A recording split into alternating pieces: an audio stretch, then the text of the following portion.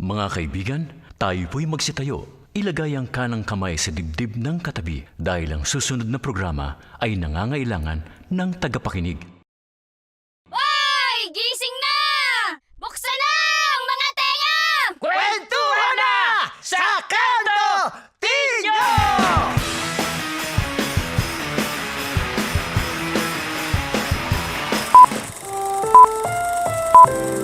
Ang kwentong maririnig ninyo sa araw na ito ay pawang katang-isip lamang at anumang pagkakatulad sa tunay na buhay ng mga nabanggit na pangalan, lugar at pangyayari ay hindi sinasadya. Pero ika nga ng kasabihan, Bato-bato sa langit ang tamaan! Aray! Pilgero! Hoy! Tumay! Dali! Sige nyo! Sabi na kayo! O, tabay! Tabay! Yung mga bata! Tumay kayo! Puntahan niyo yung bumbero! Sige na! Tabay! Tabay! Tabay! Ano pa nangyayari? Tumabi kayo dyan! Ay, Diyos ko, pagkalaki-laking sunog doon. Tulungan niyo kami! Dali! Ay, naku. Kumuha kayo ng mga bantay! Dali nyo! Dali nyo! Ay, grano Lumabas mo! sa kabila! Mabiyahe pa ako eh! Palat kayo! Aba, bakit parang ang daming tao sa labas? Ba, ano nangyayari doon sa barbershop? Ano ba nangyayari? Pidyo! Dumating ka na! Ay, Pancho! Ano ginagawa mo rin sa labas? Ano ba nangyayari? Bakit nasa labas ka? Bakit ang daming tao dito sa Hindi mo ba kalsada? nakikita? Oh. May sunog kasi sa kabilang barangay. At Naku. posible daw umabot dito. Kaya naglalabasan yung mga tao bilang paghanda. Baka sakali kasi tumawid dito sa atin yung sunog. Naku, bakit naghihintay ka pa? Ha? Bakit hindi ka na lang magligpit ng pwede mong mailigtas? Ano ka ba? Wala naman tayo iniligtas dyan sa barbershop natin kundi mga paggamit ng panggupit. Be, kahit na. Ka dyan. Mahalaga na may mailigtas ka pang ibang bagay katulad nung rice cooker natin. O, panluto yun. Magagamit natin yun. Mang Pido, Mahalaga yun sa Mang atin. Pido, Mang Pido. Diba? Oh. Mang Pido, Ay, pwede po ba ako magpagupit? ano? Ikaw, nakita mo na nga nagkakagulo ang mga tao? Magpapagupit ka pa? Ikaw na bata ka talaga, oh. Bakit ba? Kasi po gagawa ko ng content tungkol sa sunog. Kaya gusto ko magpagupit. Hoy, ikaw, lumayo-liyo ko nga at baka sunugin ko yung pagmumukha mo, ha? Ha? Sungit naman ito. Kalmo, kalmo! Leo! Oh, ano nangyari? Bakit sinugitan mo yung bata? Ay lang yung batang yon. Magpapagupit daw para magandang lalaki siya habang gumagawa ng content tungkol sa sunog.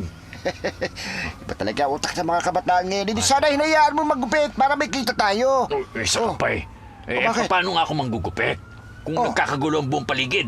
Baka kung anong klaseng gupit pa magawa ko sa batang yun. Pido, sayang yung kita. Lalo, di natin alam kung anong oras magiging normal ang sitwasyon natin dito. Kita mo, nagkakagulo pa, oh. Ay, nako. Sige, kung merong susunod na magpapagupit, bahala na. Mang Pido. Ay, uy. Iyo. Ano nga ten? Magpapagupit po sana ako. Pwede po ba? Sige na, Pido, Gupitan mo muna yan. Sayang yan. Sige, titignan ko muna. Obserbahan ko yung paligid. Baka mamaya tumawid dito yung sunog. Sige. Bahala na. Pero, iho, wala kaming aircon, ha? Mainit sa loob. Okay lang po. Di pa naman ako naliligo, eh. Teka. Bakit ka naman magpapagupit sa gitna ng pagkakaroon ng kaguluhan at sunog? Ay, malayo naman po kasi sa amin yung sunog. May project po kasi kami sa school. Project. Oo. Anong project? Sabi, isasabuhay daw po namin yung pangarap namin habang bata kami. Siyempre, gusto ko pong maging bumbero. Kaya sasali ako sa pagpatay ng sunog doon sa kabilang barangay. Just king bata, Ireo. Bakit po? Alam mo ba yung ginagawa mo, ha? Opo naman. Pangarap ko po talaga maging bumbero. Ay, naku talaga Opo. mga kabataan yan. Sige. po. Doon tayo sa loob at gugupitan na kita. Ay, Pancho.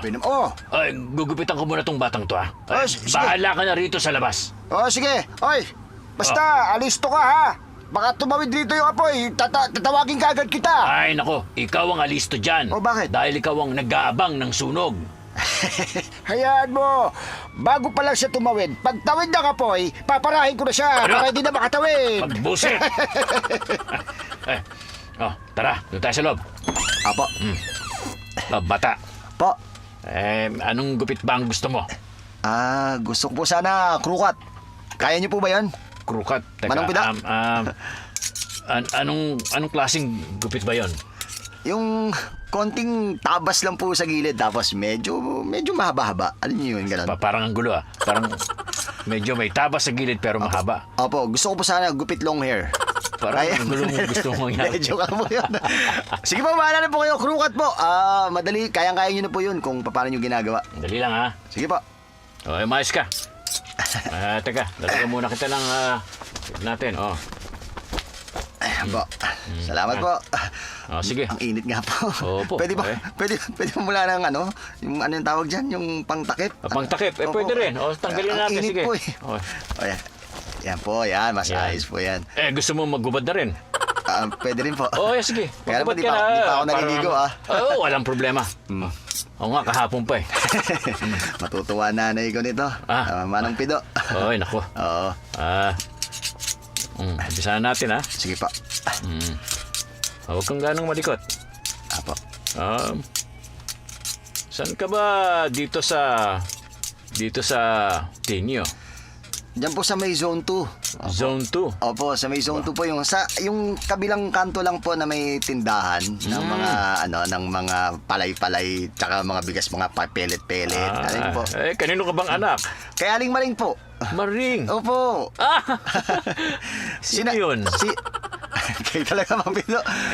Makakalimutin na pala kayo. Basta dyan lang po ako sa kabilang kanto sa zone.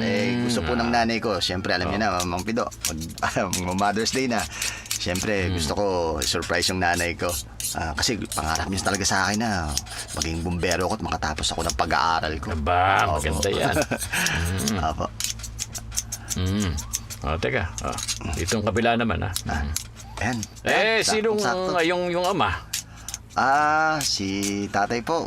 Wala na po si tatay. Sumakabilang bahay na po. Aba, ay, Opo. makakalungkot na yan. Opo. Sumakabilang bahay po, Mang Pido. Sumakabilang bahay. Ako naman, naiintindihan ko naman yung ibig mo sabihin na Bakit? sumakabilang bahay. Kayo din po ba? Sumakabilang bahay? Hindi naman. Okay. Kala ko po, Sumakabilang bakod ako.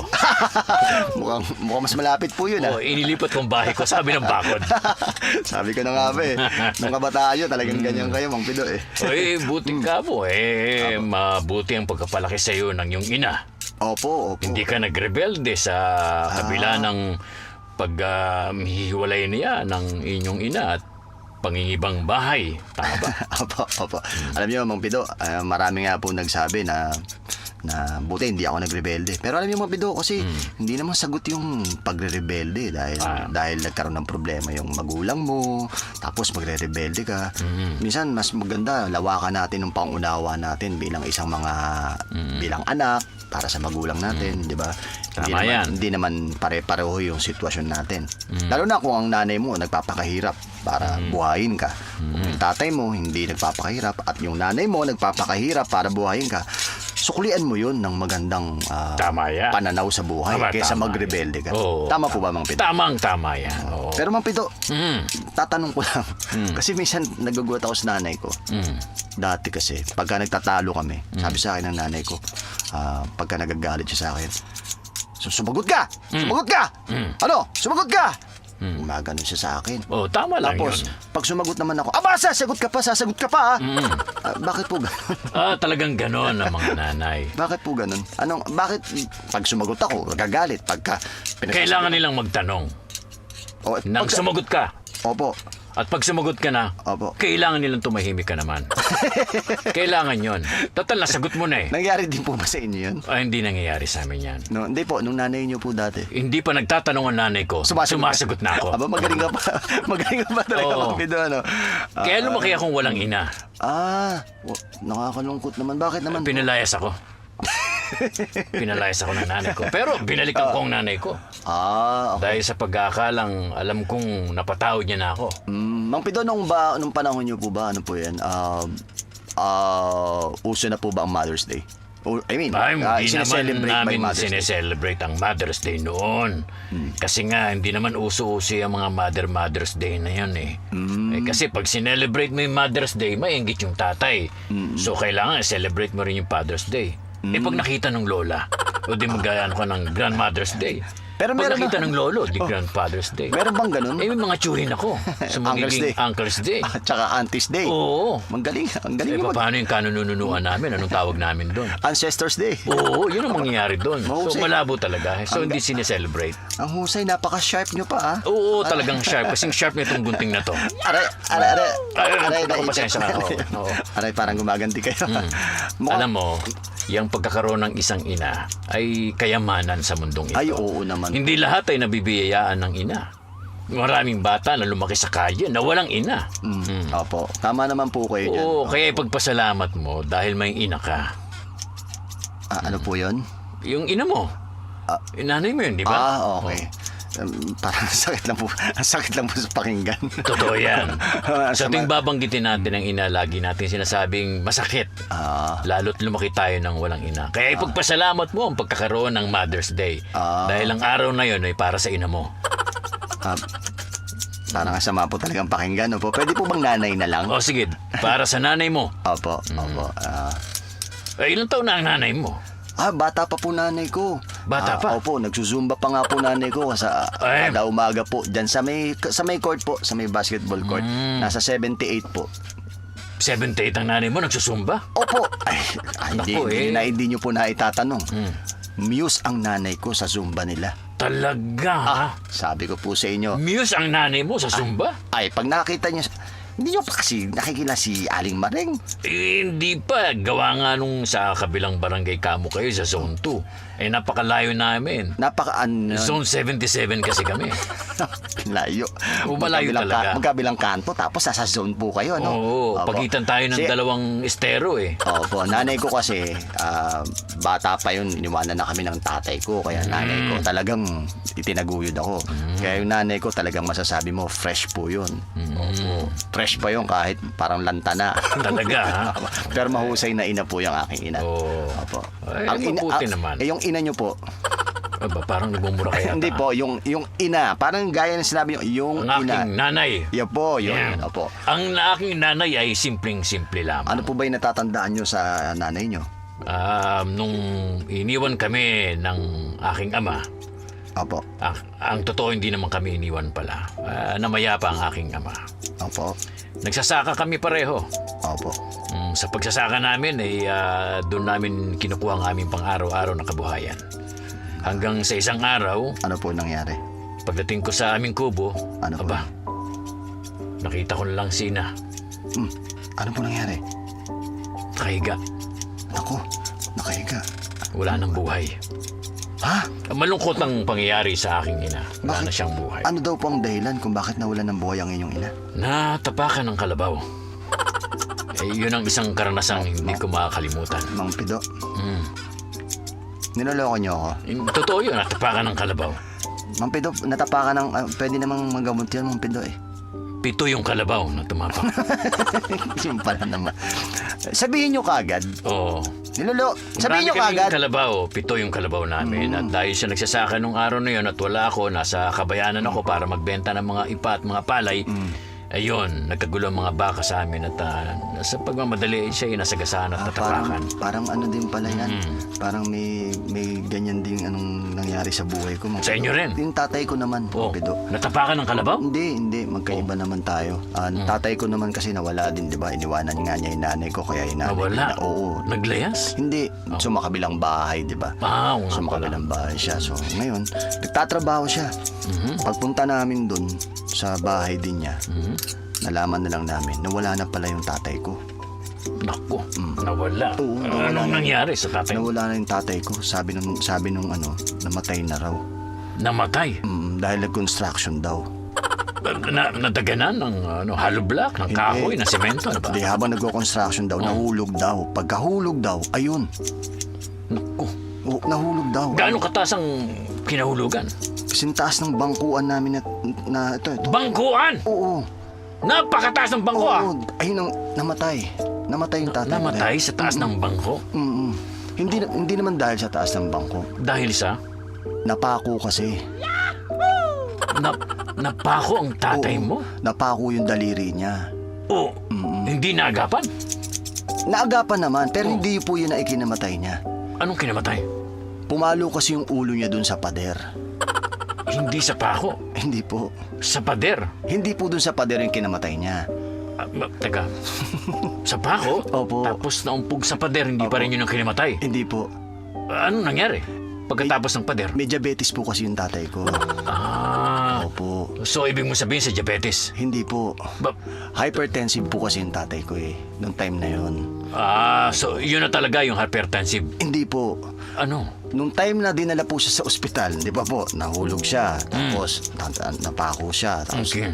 diabetes. Dinala pa po siya sa sa ambulansya. Tapos binubuhay siya. Nabuhay? Nabuhay naman po siya. Oh, yun. Nabuhay naman po siya. Pero pagdating po ng ospital, nawalan po siya. Nang malay? Hindi po. Nang hininga. Oh, Tapos na-revive po ulit. abuti na revive. Opo. Ba, magaling yung mga nag-revive sa kanya. Ano pinang-revive? Opo. Tapos ito po yung pinaka nakakasaklap na nangyari. Oh, Paglapag po ng ospital, Oh. doon po siya nawalan ng buhay. paglapag ng ospital, doon nawala ng buhay. Opo. Aba, kakaiba yan ha. Kung kailan nasa ospital na, tsaka pa nawala ng buhay. Anong dahilan?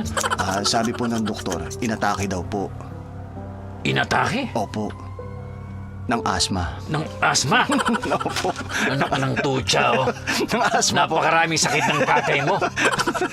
Alam mo, sa totoo lang, kung ako ang tatay mo, ako na mismo ang magpapakamatay sa dami ng sakit ko. Kasi naman po, Mang Pido, saka naman nakakita, nanay mo tadapa ka ng 7 kalabaw. Bakit naman napunta yung 7 kalabaw sa loob ng bahay niyo, Mang Pido? Sa bukid, namatay si nanay. Sabi niyo kasi, grabe naman. Gumapang pa siya papuntang kubo. Okay. Gusto niyang magkaroon ng marangal na pagkamatay. Sige po. Nagkayos pa nga siya eh. Ayos na po yan, Mang Pido. Ayos na ba? Oh. Ayos na po yan. Sige, Grabe naman.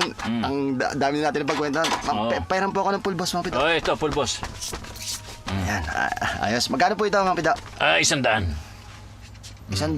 Mang Pido, pag may aircon, 100. Ngayon walang aircon, 100 pa rin. Bakit? Ninitan ka, di ba? Oo.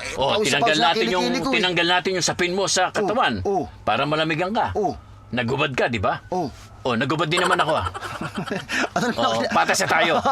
100 pa rin. Sige. Ayan na po. Bayad ko. Sige. Salamat, Mang Pido, ha? Salamat. Babalik ako. Wag na.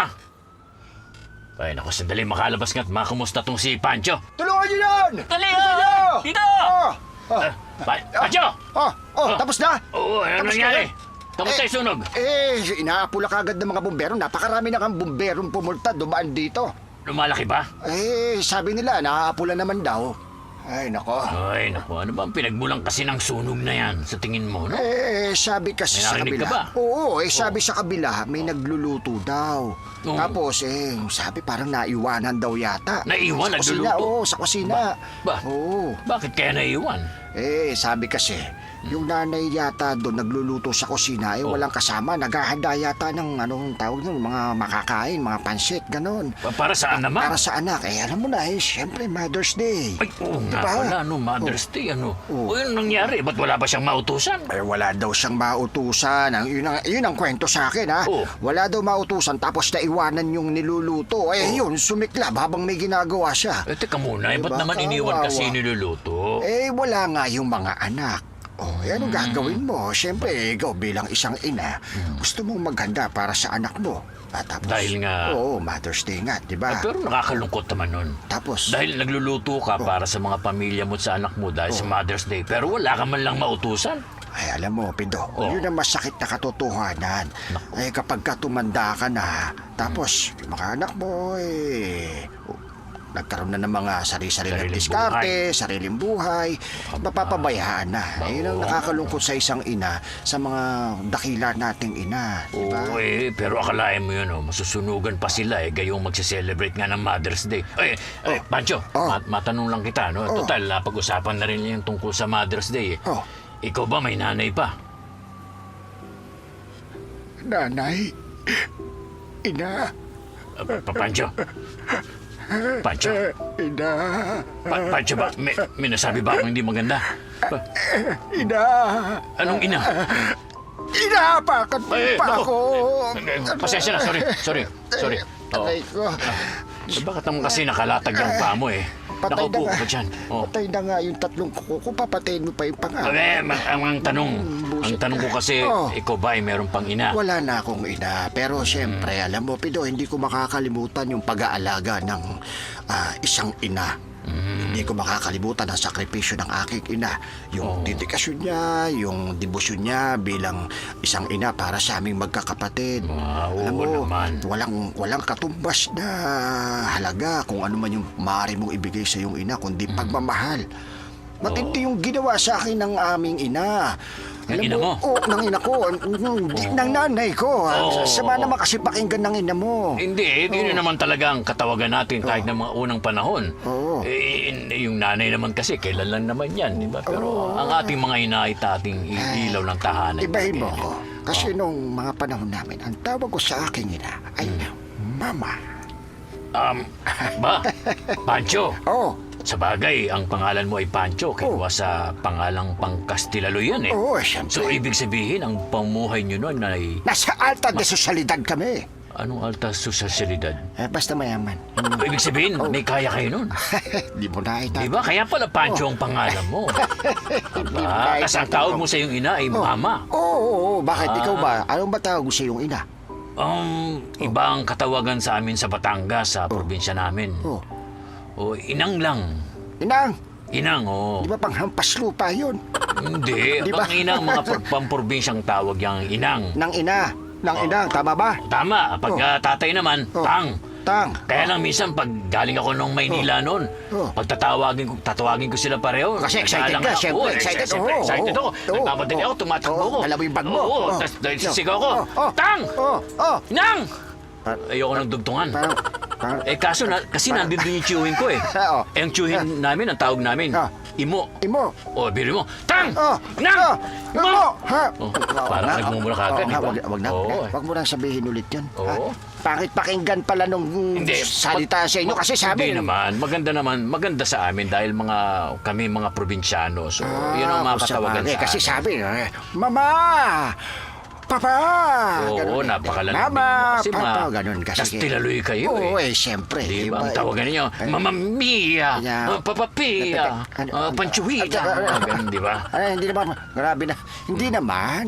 Pero- ano naman tayo? Kakaiba talaga. Yung nanay ko kasi, gusto niya kasi siyempre maayos. Kaya tawag namin sa kanya, Mama. Pero ganun pa man, di kami nasanay sa marangyang buhay kasi Marangyang pinalaki buhay. kami ng nanay ko na makontento kami kung ano yung meron kami. Tama. Hindi kami umaasa kung kani-kanino. Kaya pinalaki kami ng nanay namin na may takot sa Diyos. Kasi yung nanay natin talaga yung magsisilbing ilaw ng tahanan. Oo, Naniniwala ako dun. Kaya nga, biniro ako ng tatay ko. Kaya pala na sumakabilang bahay siya. Sabi niya, di ba? Sabi niyo, ang nanay ang ilaw ng tahanan. Sabi ng tatay ko. Di ginawa niya. Kumuha siya ng maraming nanay. Kumuha siya ng maraming asawa. Aba, Kasi, Dahil? sabi, mas maraming ilaw, mas maliwanag daw. ba't damuho ka? Kaya siguro, yun daw ang gusto ng tatay ko. Sabi, ang nanay daw, ang ilaw ng tahanan. Kaya kumuha siya ng maraming Marami. asawa. Kaya mas maliwanag. Pero hindi. Nanay ko ang pinaka... Siyempre, kanya-kanyang the best ang nanay ko. Oo Ikaw ba? naman.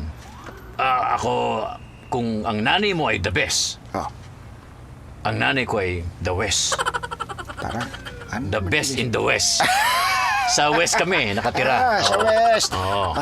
Malayo-layo dito. Malayo-layo. Oo, diba? Pero iba talaga ang pagmamahal ng mga ina. May ano ba yung experience mo sa nanay mo? Ayun nga, Pinalaki ka ba bago- ng maayos ng nanay mo? Oo. Bakit parang hindi naman? Ako na lang yun. Sa paglipas ng panahon talagang malaking epekto ng panahon para sa akin. Pero kung hindi... Pansin ko nga. Kung hindi namayapa ang ina, Ah. ay malamang maganda-ganda ang buhay namin. Dahil nga siya ay natapakan ng 7 kalabaw. Anak ng 7 kalabaw niya, no? Oo. Hindi ba napahuli ang 7 kalabaw na yan? Ang totoo, pinakulong ko pa ngayong kalabaw. Tapa na sila ngayon. Ay, dahil hindi magkasya sa kulungan, pinalaya rin. At pagkatapos ay pinabenta ka na lang. Ewan ko sa'yo, Pido. Nung nabubuhay ang iyong ina, ano naman ang ginawa sa'yo ng iyong ina? Dahil nga maagang nawala si ama, kami binuhay ni ina bilang magsasaka nga. So, siya ang nagsasaka, tinutulungan ko siya, naglalako kami ng gulay, papunta sa bayan, nangingisda kami sa sapa, sa ilog. Lahat ng klase ng pag-aalaga sa akin ay ginawa ni ina. Ibig sabihin pala maganda rin ang pagpapalaki sa iyo ng iyong ina, no? Maganda rin naman talaga. Maganda rin naman talaga. Kaya ngayong araw ng mga ina, kasi tingin mo, kung kasama mo, kasama mo siya rito, bilang paghahanda sa araw ng mga ina, ano yung ibibigay mo at sasabihin mo sa kanya? Halimbawa, ito. Kaharap mo siya ngayon, ang iyong ina. Sige. Ano ang sasabihin mo sa kanya at ano ang pwede mong gawin sa kanya para maipakita mo ang pagmamahal mo sa kanya sa ginawa niya sa iyo? Bay, unang-una lalakad ako ng dahan-dahan sa harap niya. Dahan-dahan niya. Nasaan na kayo niya? Nasaan kayo? Nasa sala kami. Nasa sala. Nakaupo siya sa tumba-tumba. Tumba-tumba. At ako'y luluhod. Luluhod ka. Hawakan ko siya sa kanyang mga kamay. Tapos? At dahan-dahan kong sasabihin ng mga katagang, Ano yan? Inang! Inang! Inang! Inang! Meron ba tayo dyan? Natalo ka sa tongits Anak ng tete. Ang laki-laki mo na, nanghihingi ka pa, meron ka ba dyan? Hindi, Busit si Inang kasi, nung nabubuhay pa siya, mahilig din siya sa larong mga baraha. At Eh, nagmamadyong din siya. Akala ko naman, Walang akala ko duda ang naman, iyong mama ay naglalaro ng madyong dahil kayo ay may kaya. Nung mga panahon na yun, hindi batyo. Anong nilalaro nyo? Bakarat. Yan. Teka. Bakarat. Yan. Bakarat? Oo. Teka, ang bakarat ba ay... mga sosyal yan eh. Yan yung Di mga... ba yan nilalaro ng may mga baka at saka karate? Hindi. Bakarat. Yung nilalaro ng mga sosyal dati. Sa Ano mga yung baraha ba yan o? Totoo, hindi ko rin alam eh. Google mo. Sabi ng nanay ko, sige na! Bahala ka na! Sige na, ako'y muna, papasok na rito. Maghintay ka na, ikaw naman na maghintay dyan, ha? Sige. Maglilinis lang ako sa loob ng barbershop. Hindi. Abangan ko rito yung sunog. Kasi natatanong ko na eh. Ano gagawin mo pagka dumating na? Patawid na. Ano gagawin mo? Sasalubungin ko. Tapos? Babatiin ko. Tapos? Happy Mother's Day. Happy Mother's Day, busit ka! Halika na nga rito!